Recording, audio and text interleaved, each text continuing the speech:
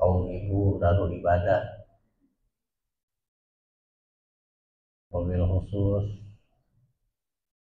pembawa acara, siapa pembawa acaranya tadi ya? Ya. Semuanya ya, yang saya tidak bisa sebutkan satu persatu. Marilah sama-sama kita memanjatkan puji syukur kehadirat Allah Subhanahu wa taala, karena alhamdulillah kita selalu dalam lindungan Allah Subhanahu wa taala. Amin ya rabbal alamin.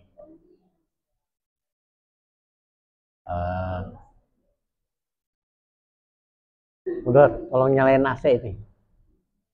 AC nyalain. Bukan yang itu, bukan yang itu. AC yang mana?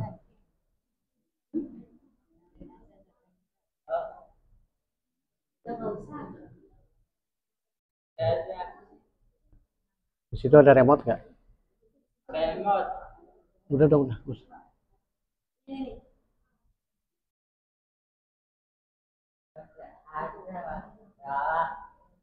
Ya, soalnya cuacanya panas banget kalau tadi tambahin. Nah ya. Soalnya Bu, ngaji juga kan perlu nyaman Bu, ya enggak? Kalau bawa anak kayak di embos kan gimana kita mau betah? Iya. Salawat serta salam marilah kita sampaikan kehadirat junjungan kita Nabi besar Muhammad Sallallahu Alaihi Wasallam. Mudah-mudahan kita ini selalu mencintai Rasulullah, amin ya rabbal alamin.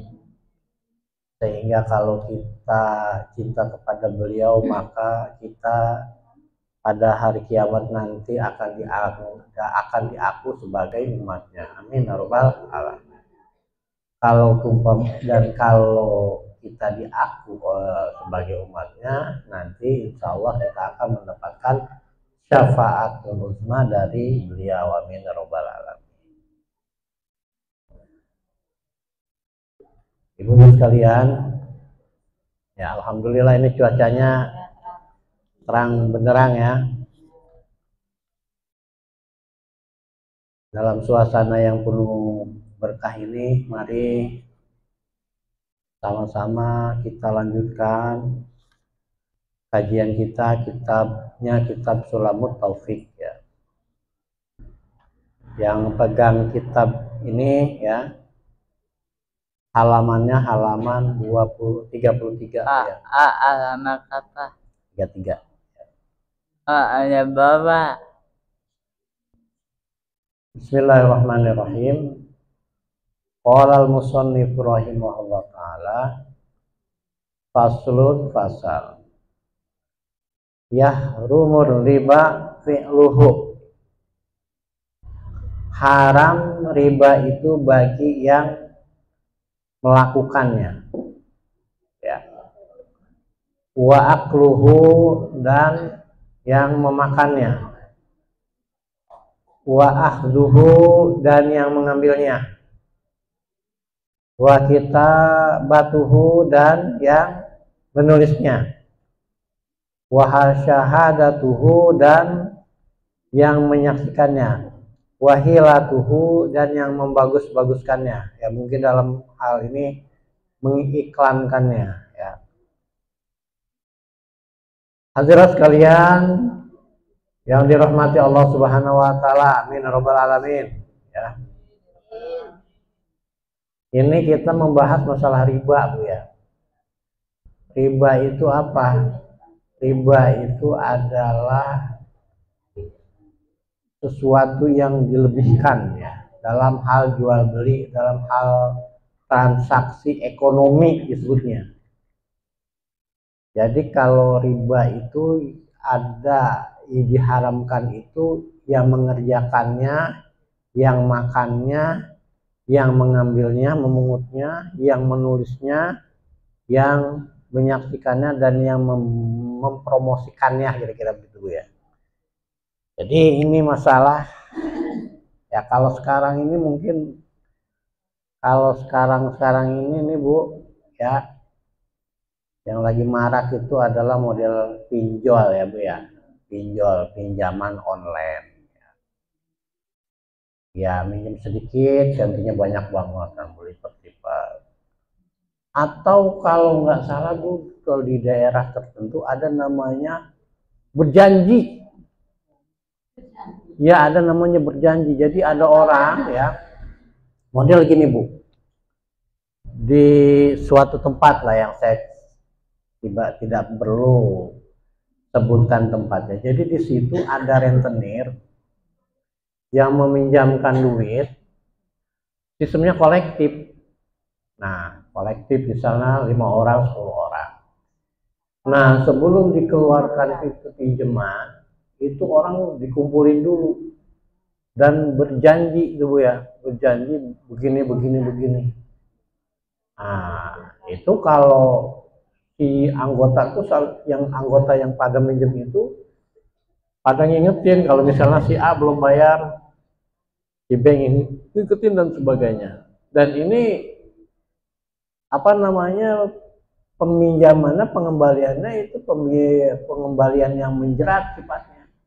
Yang modelnya kalau nggak dibayar berlipat. Tambah lagi. Dan itu udah banyak korbannya. Akhirnya karena dia tidak bisa membayar, ujung-ujungnya rumahnya diambil. Kayak begitu. Itu jangan sampai terjadi. Bu, sebenarnya gini Bu ya. Ya, nah, saya selidik gitu ya. Sempat nanya-nanya, itu kenapa sih bisa terjadi begitu?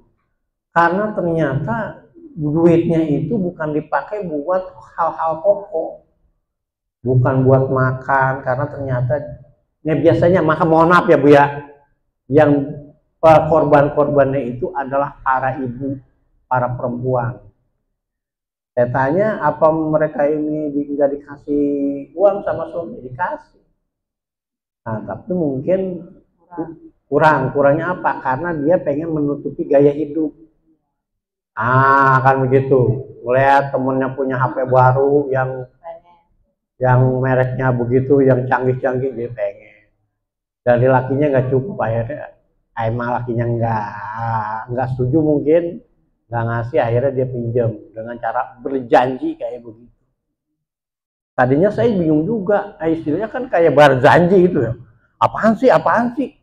Oh, jadi bukan berjanji tapi berjanji. Begitu. Itu banyak Bu kasus di daerah sono dah tuh. Itu udah korban tuh udah banyak berjatuhan. Pada kehilangan rumah. Karena apa? Dia nggak bisa bayar, karena bunganya terus meningkat, akhirnya itu ya udah mau nggak mau. Kayak begitu. Rumahnya disita. Jadi ini proses pemiskinan yang dilakukan lewat pinjaman. Termasuk juga katanya pinjol ya Bu ya, pinjol. Pinjol itu juga bahaya Bu. Karena apa? Karena itu kebanyakan tidak terdaftar di lembaga, di pemerintah. Gitu kan, kalau yang bank atau bank pemerintah atau bank swasta atau BPR dan sebagainya itu kan ada ya, anuannya, ada izinnya dari pemerintah, izin operasional. Tapi kalau yang model-model pinjol ini kan banyak yang tidak ada izin dari pemerintah, karena dia punya duit, dia pinjemin di masyarakat lagi mangap gitu ya. Mangapnya itu karena pengen gaya-gaya, ya akhirnya banyak yang akhirnya terjerat pinjol kayak gitu ya. Nah, itu terjadi karena memang orang pengen mengikuti gaya hidupnya. Sebenarnya Bu, hidup itu bisa dibiayai Bu, ya Bu ya. Hidup mah bisa dibiayai. Yang nggak bisa dibiayai itu apa? Gaya hidup. Gaya hidup. Jadi pengen kelihatan wah, kemana kelihatan jalan-jalan, foto-foto dah, ya lagi di mana. Nggak taunya mah duitnya itu dari mana? Dari dapat pinjam, gitu kan, atau boleh apa gitu ya. Ya kita makan hidup seadanya aja Bu ya. Kalau emang bisanya buat makan doangnya udahlah, itu aja itu kita nikmatin, kita syukurin kan begitu Bu ya. Sederhana aja hidup mah, gak usah dibuat-buat. Kalau emang pengen berlebih, ya kita usahakan dengan cara yang halal gitu. Jangan yang kagak halal kita tabrak-tabrak sampai riba, akhirnya juga kita kerjakan. Masalahnya bukan apa Bu. Kalau riba terjadi, yang dosa itu bukan yang meribakan, tapi yang meminjam, ya. Pihak keduanya ini juga dia dapat dosa. Bukan cuma itu, yang nulisnya, yang menyaksikannya, itu misalnya si A meribakan ke si B, si C yang jadi saksi, si C ini juga jadi dapat dosa. Kemudian juga yang mempromosikannya, gitu kan, ini promosi ini pinjaman dari gua nanti lu dapat komisi. Nah, yang mempromosikan ini juga dapat dosa. Karena apa Bu? Ini kalau tidak salah ya,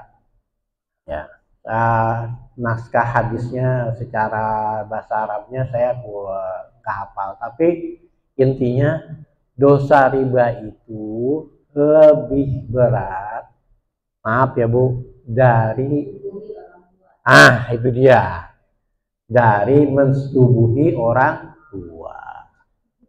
Ya, kan namanya mensetubuhi orang tua itu kan wah kacau dah ya. Kita mikirnya aja udah kacau. Dosa gede banget. Nah, ini lebih daripada itu dosanya. Kenapa Bu? Karena memang efeknya itu luar biasa. Ya bayangin aja Bu, kalau sampai misalnya gara-gara pinjol, si pelakunya ini, si korbannya ini sampai kehilangan rumahnya disita. Apa enggak bahaya? Bahaya banget. Orang mau berumah aja kan susah banget sekarang. Ya, kalau enggak karena apa namanya, pokoknya gitulah. Mau berumah sekarang Bu ya, kalau cara rumah itu kalau kita lihat Bu, yang sekarang ini itu DP-nya berapa, cicilannya berapa, harganya berapa gitu kan. Itu. Nah, kita mau berumah susah.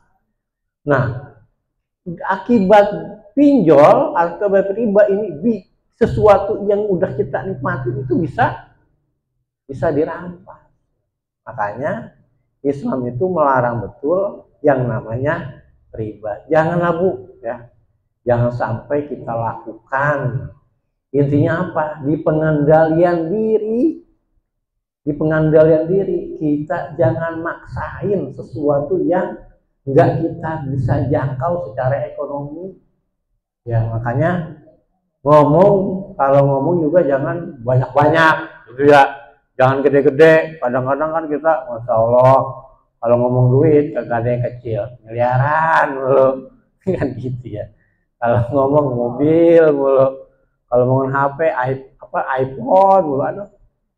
Yang kita juga astagfirullah. Ya itu alhamdulillah Ibu ya. Ya, saya juga Bu, sebenarnya ya Bu, kalau bukan karena kebutuhan usaha, saya juga nggak mau pakai handphone, apanya pusing. Lagi sekarang kan, aduh itu kalau buka handphone itu beritanya tentang ini ada pusing loh.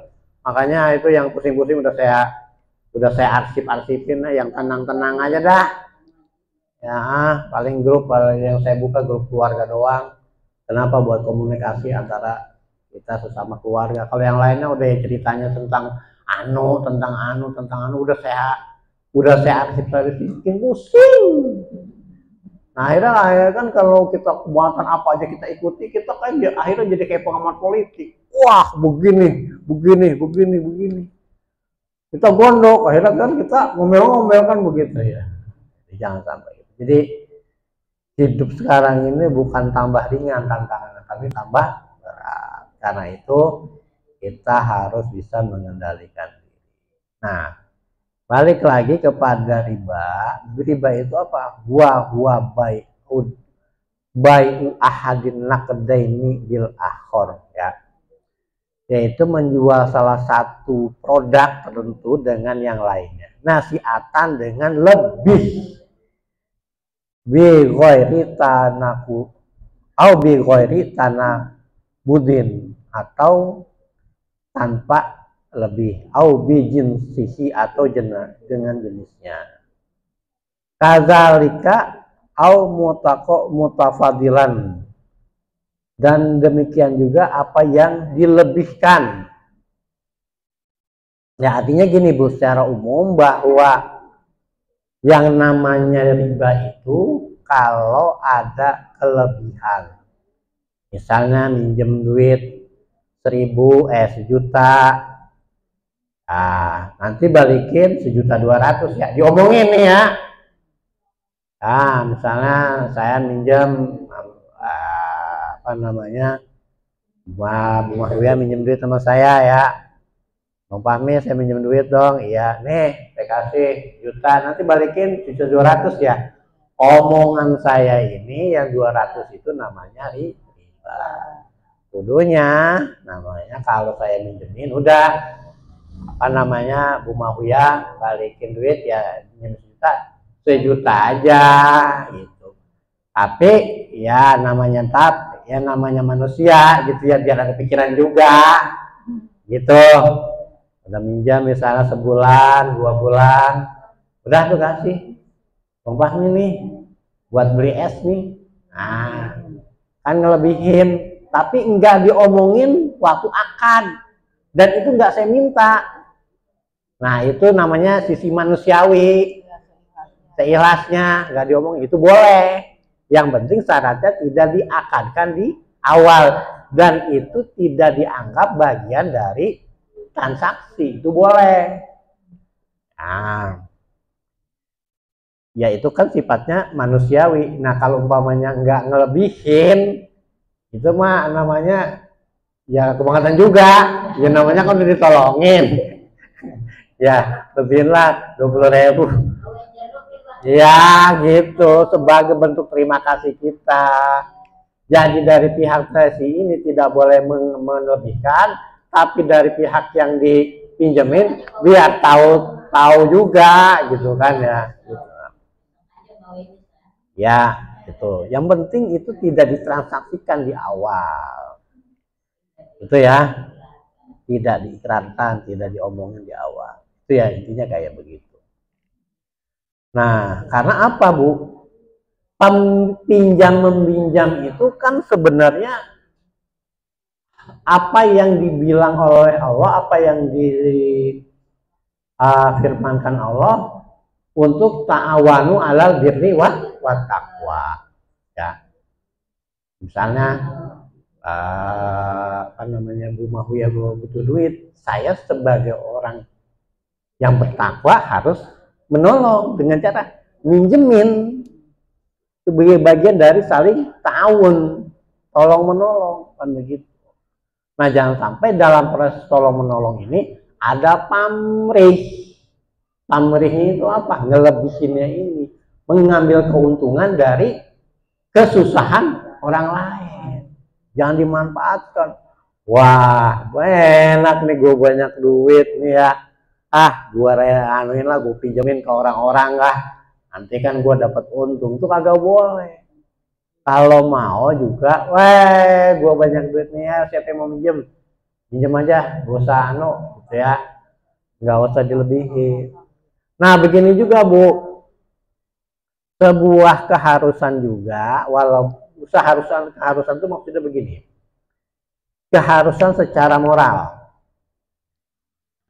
Kalau umpamanya kita minjem duit itu lama membayarnya, itu rasa-rasanya secara moral itu emang kudu dilebihin Bu. Kenapa? Ya kudu dilebihin, tidak diakadkan ya Bu, jadi tidak diakadkan. Misalnya begini, saya minjem duit sekarang 1 juta misalnya, saya kemudian biar bisa bayar 5 tahun kemudian, sama nggak Bu nilai duit yang saya pinjam 1 juta sekarang dengan 1 juta yang akan datang 5 tahun yang akan datang? Enggak. Maka sangat boleh banget kalau kita lebihin. Bukan riba. Karena apa? Karena nilai uangnya kan menyusut. Kalau sekarang misalnya 1 juta ini bisa dapat apa namanya bakso 100 mangkok ya Bu ya. Berapa sih Bu? 100 mangkok bakso berapa Bu? 10.000 kali 100 ya 1 juta ya. 5 tahun yang akan datang belum tentu dapat 100 mangkok. Bisa jadi cuma dapat 75. Nah, ini sangat layak kalau umpamanya kita lebihin 200.000 karena mengingat nilainya ini udah berkurang. Itu terserah kalau kemudian yang menerimanya itu menolak, nggak usah, beda. Tapi dari kita nih udah sangat layak kalau kita kasih ke kelebihan dengan catatan sekali lagi tidak diakadkan. Itu ya. Dan begini juga nih Bu, kalau misalnya ada orang butuh banget minjem duit ya, dan kebutuhannya itu untuk perihal yang pokok banget, untuk makan atau untuk kebutuhan sekolah, dan dia itu tidak orangnya nggak lalai utang ya, tapi emang dia belum kesampaian bayar utang dan dia ngomong, soalnya ya saya aja dah mau ke Bu Mawiyah, saya minjem duit ke Bu Mawiyah untuk urusan anak sekolah misalnya ya, misal Bu ya. Nah, tapi saya sampai berapa bulan, sampai berapa tahun itu enggak belum bayar. Saya ngomong, Bu Mawiyah mohon maaf ya, saya ini belum ketemu urusan ini, gitu. Misalnya gitu ya. Nah, misalnya saya kelihatan sungguh-sungguh dan sulit gitu kan, maka sangat layak juga Bu Mawiyah ini untuk membebaskan hutang saya. Wa in kana zu usratin fanaziratun ila maisarah. Jika ada orang yang kelihatan susah, ya, orangnya benar, nggak melalaikan hutang, sungguh-sungguh pengen bayar hutang, tapi dia nggak memiliki keluasan rezeki, maka fanaziratun ila maisarah, maka berikan kebebasan dia untuk dibebaskan hutangnya. Yang kita berikan itu menjadi pahala. Wa in kana zu usratin ila maisarah. Itu ada dalam Al-Qur'an ayat seperti itu. Kenapa? Karena apa? Itu kita mau ngasih kemudahan kepada orang itu, nanti Allah akan menolong. Wallahu fil aunil abdi madamal abdu fi auni akhihi. Allah akan menolong hambanya selagi hambanya selalu menolong saudaranya. Itu Bu ya. Jadi kalau memang kita banyak duit gitu ya, amin. Kita banyak duit, amin. Itu Bu. Ada orang yang kesusahan, minjam duit untuk urusan pokok, untuk urusan makan, untuk urusan biaya sekolah. Nah, kalau emang dia kelihatan susah, tapi dia sungguh-sungguh, maka bebaskan saja. Kecuali, ya itu kan namanya untuk kebutuhan pokok. Beda kalau umpamanya dia pinjam ini untuk kebutuhan yang sifatnya konsumtif, buat beli HP baru, buat jalan-jalan. Nah, itu mah jangan dah. Gitu Bu ya.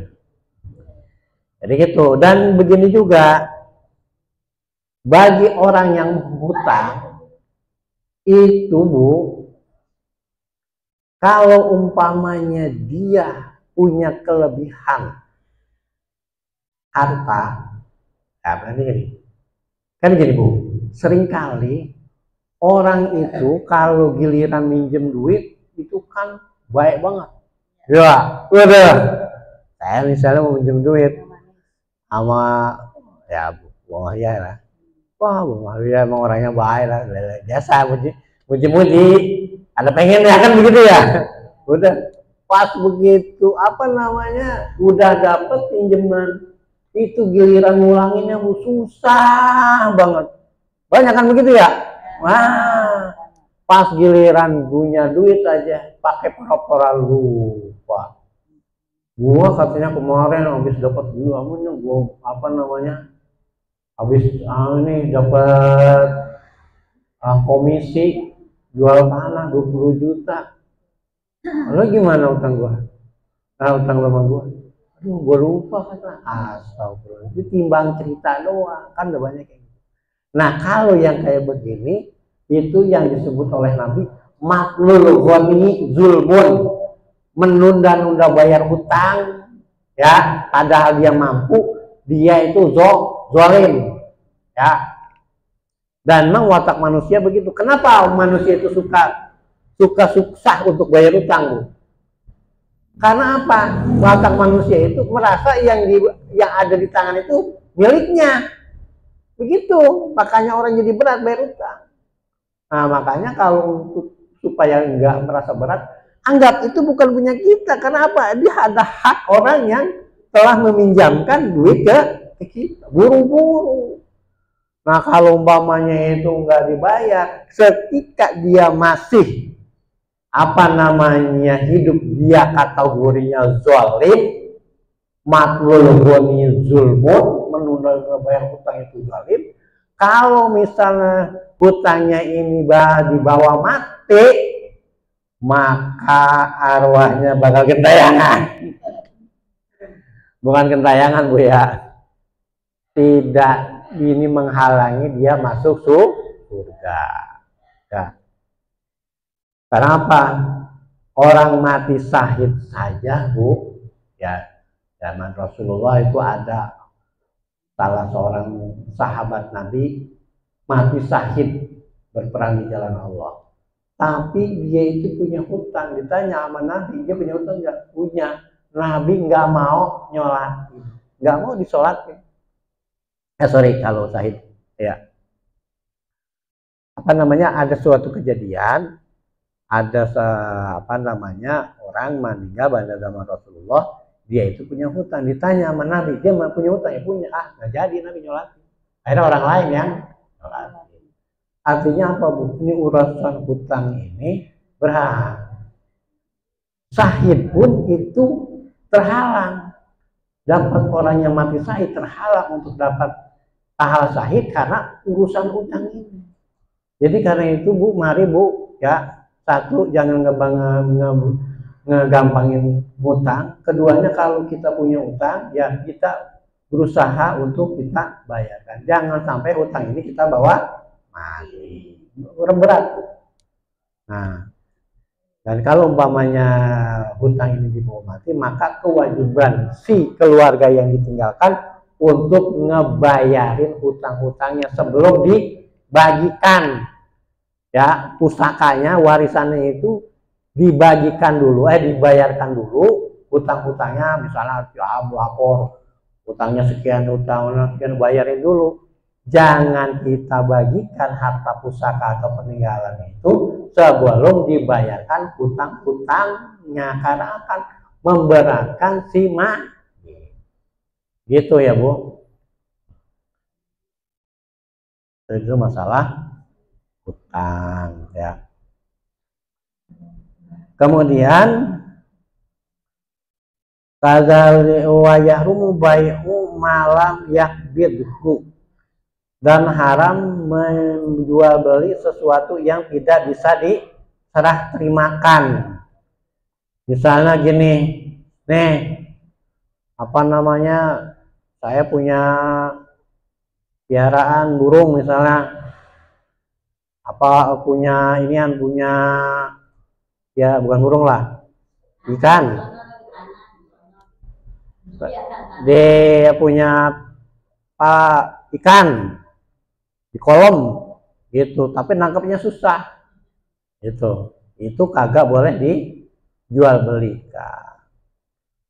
Walahmi bil hayawani, menjual daging dengan hewan, barter ya, Bu ya. Misalnya begini, saya punya daging ayam gitu, saya mau barter kepada empok saya, jangan mau ya, empok saya. Pok, Mami punya daging ayam ini, Pok.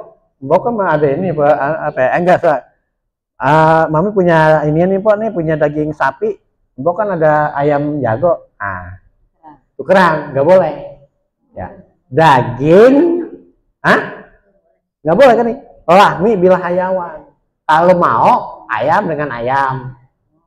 Ya, masih ini. Bukan begini. Misalnya ayam sekian ratus ekor dengan kambing atau sapi itu boleh, karena ayam masih hidup ya. Nah kalau udah dia itu bentuknya udah bentuknya daging, udah dipotong, yang namanya daging itu kan hewannya udah dipotong Bu ya, itu nggak boleh ditransaksikan, dibarter dengan hewan yang masih hidup. Karena apa? Nggak sebanding gitu ya. Wadain bidain, memerlukan hutang dengan hutang, hutang dengan hutang ya. Misalnya gitu,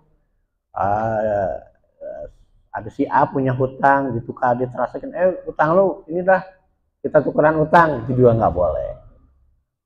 Wabai'ul fuduli, dan jual beli yang ada kelebihan. Wa malam ya rohu, dan apa yang tidak dilihatnya. Nah ini Bu, ini sekarang masalah jual beli yang tidak dilihat. Nah, bagaimana jual beli online? Gitu Bu ya, boleh nggak jual beli online? Halo, yang suka jalan belanja online, yang suka paket, paket apa? Fahmi, Fadil, kapan gua beli? Gua mulut panggil ya. Bocah sekarang nggak taunya ada aja segala. Ya. Boleh nggak Bu? Saya tanya nih. Boleh nggak jual beli online? Boleh. Yang penting yang penting bayar ya bener. Betul, yang penting bayar. Aduh, ibu-ibu ke mall jarang ya. Apa paket mulu, bener-bener paket kayak gitu. Udah jam 10 ketok paket. Masya Allah, kita udah mau tidur masih paket. Beli orang, kita mulai yang panggil. Kadang-kadang celingukan lah, kapan gue pesen ini? Nggak taunya ada bocah pesen. Nggak bocah, maknya beli loyang. Kapan gue beli loyang? Berarti gue beli loyang buat apa loyang? Loyang dibeli, Masya Allah. Iya sih, ya cumanya nama kita dipakai mulu, pakai nama debit nggak pakainya. Lo kan maksudnya bukan apa-apa, kitanya jadi celingukan. Lah saya mah kan kagak bisa gitu-gituannya. Orang ngelihat gambar Shopee saya udah keringetan, itu jangan-jangan terus salah mencet. Keluar Shopee, keluar apa, Tokopedia, udah saya keringetan, udah buru-buru gue tutup dah. Takut kepencet. Gitu. Tapi bocah sekarang bentar-bentar ketuk ya. Nah, balik lagi Bu, jual beli online itu boleh. Yang penting satu ya, promosinya biar benar. Jangan sampai di situ bai'un fihi ghoror. Ada jual beli yang di situ ada unsur penipuan. Gambarnya mau bagus. Ya kan, gambarnya bagus, peci, buat, enggak, gambar celana begini, pas datang, pendek sebelah, aduh, bahannya nggak sesuai. Nah kalau yang kayak begini nggak boleh. Jujur lah, kalau kita jual beli itu kalau emang begini, spesifikasinya begini, ya udah begini. Tapi emang Bu, katanya kan gitu, kita katanya ini untuk melihat apa namanya kualitas penjualan itu kan kita melihat komennya Bu ya di situ ada komennya berapa, bintangnya berapa, itu katanya di situ ya. Nah ini cara bagaimana perdagangannya itu berlaku secara fair. Jadi kalau ditanya apakah jual beli online boleh, ya boleh, silakan. Kan di sini walam ya rohu, ini yang tidak dilihat, bisa dilihat. Tapi kan ini bisa dilihatin gitu. Tapi yang penting jangan menipu pembeli dengan postingan yang bagus-bagus. Karena nanti Bu, kalau umpamanya nggak sesuai juga kan orang pada kagak beli lagi. Ya gitu juga. Wa bai'u ghairul mukallafi, dan jual beli yang belum mukallaf. Ya. Jadi jual beli bocah ya Bu ya, itu sebenarnya ya itu tidak sah ya. Tapi dalam hal ini sebenarnya kalau ke bocah jajan itu sebenarnya yang jual beli yang melakukan transaksi itu adalah orang tuanya sebenarnya. Nih, kasih duit beli ano kan begitu. Dia sebenarnya yang ada transaksi orang tuanya. Kalau umpamanya dan kita bisa ini sebagai penjual juga harus bisa sensitif. Kalau misalnya ada anak yang jual beli tapi di luar kewajaran, itu harus dicurigai dia bukan dia yang bertransaksi, di luar kuasa dia. Ya, misalnya ada bocah umur berapa 7 tahun, gitu ya, atau 6 tahun, beli inian handphone. Nah itu dia sebaiknya tidak dilayani, harus orang yang dewasa. Kalau timbang beli ciki, jajan di lingkungan, itu sebenarnya yang transaksi itu bukan dia, orang tuanya menitipkan uang jajan ke dia. Wala ya, wa mala manfaata fihi, dan jual beli yang tidak ada manfaatnya. Ada barang nggak ada manfaatnya diperjualbelikan gitu Bu ya. Itu dalam aturan fikih, dalam aturan Islam itu tidak boleh. Ya. Apalah misalnya ada sesuatu yang bayangkan aja lah Bu ya, sesuatu yang tidak ada manfaatnya. Aw la qudrata lahu ala taslimihi, atau jual beli yang dia tidak kuasa untuk menyerahkannya. Itu misalnya jual beli apa? Jual beli inian misalnya. Jual beli ya seperti tadi. Jual beli sesuatu yang ada di dalam tanah. Ya Bu ya. Yang di dalam tanah yang dia nggak bisa serah terimakan. Yang dia itu tidak pengalaman. Gini Bu. Kalau jual beli hasil pertanian, ya itu misalnya jual ngeborongin singkong, nih ada singkong sehektar, itu bagi orang yang nggak berpengalaman itu jangan. Kenapa? Karena dia itu sifatnya jual borongan, belum dicabut itu udah nih, gua jual segini. Bagi orang yang belum pengalaman itu nggak boleh. Kecuali tengkulak yang udah biasa jual beli itu, dia kan punya inian, hitung-hitungannya dari batang pohonnya udah kelihatan, wah ini segini. Nah bagi yang udah pengalaman itu boleh, tapi bagi kita yang awam ini nggak boleh, yang sesuatu yang masih ada dalam tanah. Kalau kita yang udah jelas aja di kebayuran kelihatan di pinggir rel itu kelihatan bumbu merah, ubi kembili, singkong, apalagi ganyong, suwag, dan sebagainya. Itu kan kelihatan, itu boleh. Tapi kita ini sebagai orang awam yang nggak punya pengalaman dalam transaksi yang ada dalam tanah, nggak boleh jual beli. Dikhawatirkan kita ketipu. Gitu. Nih, 1 hektar, berapa harganya? 1 miliar. Pas dicabut aja pisau singkongnya pada kitut. Kenapa? Ya kita belum punya pengalaman kan gitu. Itu kalau mau orang udah berdagangan itu udah bisa naksir.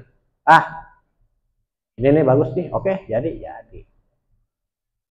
Itu juga telur puyuh. Telur puyuh bagi yang belum ini kan. Ngapa sih mikirnya telur pada kecil-kecil banget? Iya, kalau gede-gede bertelur soang. Ya kan gitu ya. Bila sigotin, atau jual beli yang tanpa sigot. Sigot itu begini Bu, secara normatifnya jual beli itu gitu, begini Bu, ini saya nyanggak, kalau orang Sunda tuh begini Bu, nyanggakan barangna nampi atosna. Tuh kalau di Jawa, di Sunda tuh itu. Saya serahin barangnya, saya terima duitnya. Tuh, ijab kabul. Ya Bu ya. Tapi kalau di sini kagak pakai begitu. Bagaimana, sah nggak? Nah, sebenarnya ini urusan uruf, urusan kebiasaan. Kalau di kita emang nggak begitu Bu ya. Kita ya biasa aja. Bang Fahmi, saya beli ini ya, boleh telur puyuh. Ini duitnya, ya ini barangnya. Udah jadi. Nggak pakai begini. Mangga nyanggakan barang aku abdi hati tapi atlasna muhun langit ingun gitu mah. Jadi uruf kita, kebiasaan kita ya, kalau namanya udah kita serahin duitnya, kita terima barangnya, itu udah terjadi ijab kabul. Kan begitu ya Bu ya. Kita beli sayuran, batu